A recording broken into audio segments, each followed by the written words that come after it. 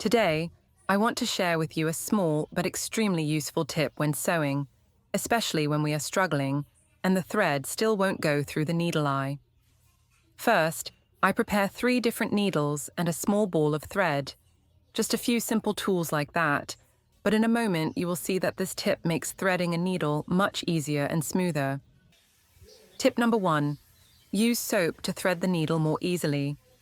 First, I took out the needle and thread to start sewing, but no matter how hard I tried, the thread kept separating and refused to go through the needle's eye. You must have encountered this situation before, right?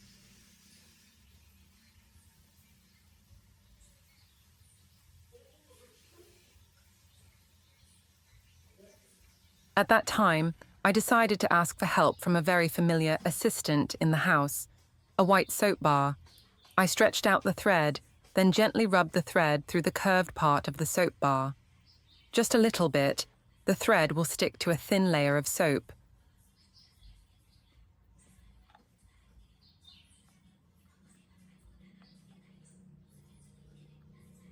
Then, I gently stroked it with my hand so that the soap layer adhered evenly, helping the thread become stronger and no longer separate.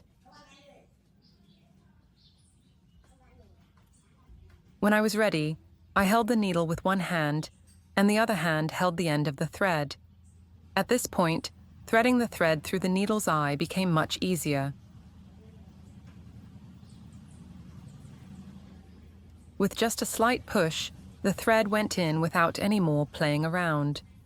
Once the thread had passed through the needle eye, I gently pulled the thread out and continued sewing smoothly. Tip 2. Use water to thread the needle more easily. Similar to the first tip, I started with the familiar needle and thread. But even though I tried to thread the thread through the needle eye many times, the thread kept separating and refused to cooperate at all. At this point, I decided to try a very simple but surprisingly effective way, using water.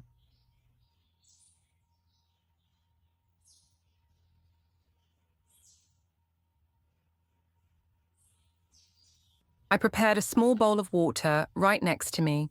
Then I held the end of the thread down and dipped it into the bowl. Just dip it lightly so that the end of the thread is slightly damp, not soaked. When the thread is soaked in water, I use 2 fingers to gently rub it from the end of the thread down, rubbing and pulling at the same time so that the tiny fibers are gathered together. The feeling of the thread becoming straighter and tighter, no longer spreading out like when it is dry.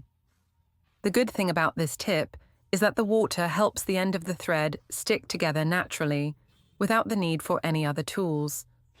The small threads that used to be annoying when threading the needle were now neatly tucked away, making the thread tip much stiffer and easier to control. After finishing, I held the needle in one hand and the thread tip in the other. Before threading, I dipped the thread tip in water again to make sure it was neat and straight. This time, when I put the thread tip into the needle eye, everything went surprisingly smoothly. The thread went into the needle eye almost immediately, without having to try again and again like in the beginning.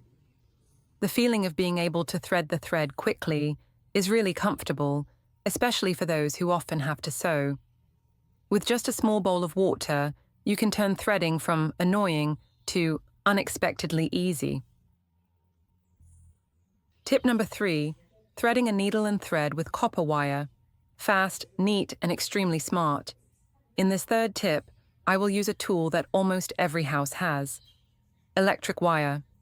I took a small piece of electric wire with the plastic cover removed. Inside were thin but very flexible copper wires. I chose a piece of copper wire that was long enough, then folded it in half to form a U shape. At the tail, I gently twisted the 2 wires together to secure it, and at the head, where it was folded in half, I kept it to form a small hole like a small ring. This small hole is our homemade eye for threading. Next, I took a sewing needle and threaded the tip of the needle, which is the eye of the needle, into the small hole of the copper wire. Because the copper wire is small and soft, it easily passed through the eye of the needle without any difficulty. Once the needle was in the right position, I took the thread and threaded it through the small hole at the end of the copper wire. Thanks to the size being much larger than the needle eye, threading is extremely easy. Even if the eye is a little tired, there is no worry of slipping. Finally, I hold the needle body with one hand and the copper wire with the other hand, then pull the copper wire straight forward. At the same time, the thread will be pulled and quickly go inside the needle eye. With just a small movement, threading the needle and thread, which is usually annoying, has become surprisingly simple. This is an extremely useful tip, especially for those who often sew or often have difficulty threading. No need for high technique, just a small piece of copper wire, and you can solve the problem immediately. Tip number 4, threading a needle and thread with a toothbrush, surprisingly fast. In this tip, I will take advantage of an item that almost every house has, a toothbrush. You will be surprised because with just this small toothbrush, threading a needle and thread, which is difficult, becomes extremely fast. I prepare a clean toothbrush. Then, I stretch out the thread and place it horizontally on the bristles of the toothbrush. The soft and thick bristles of the toothbrush will help hold the thread upright, not spreading or separating, like when holding it by hand. Once the thread is neatly placed on the bristles, I use my other hand to hold the needle and place the eye of the needle right above the thread. I gently press the tip of the needle down.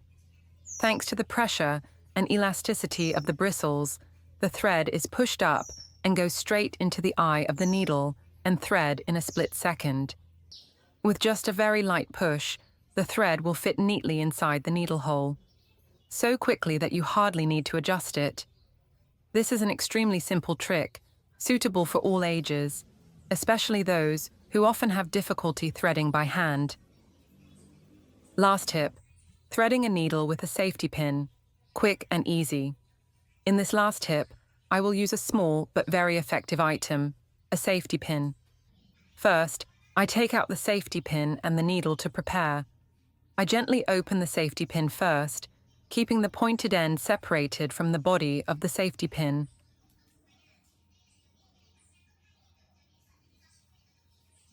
Then, I pull the thread out and place it on my index finger. This way the thread stays fixed and does not move. Once the thread is still, I lightly touch the eye of the sewing needle to the thread that was just placed on my finger.